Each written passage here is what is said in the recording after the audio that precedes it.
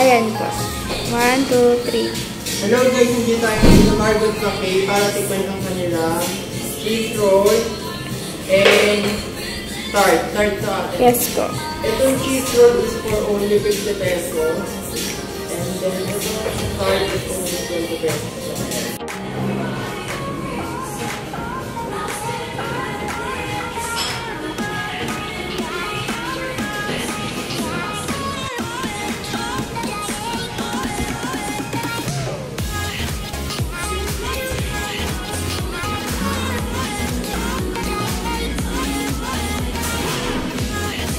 Sa Margot Cafe para tikman ang kanila bestseller na cheese roll and tart for only ang cheese roll nila is for only 50 pesos and ang kanilang tart is only 20 pesos.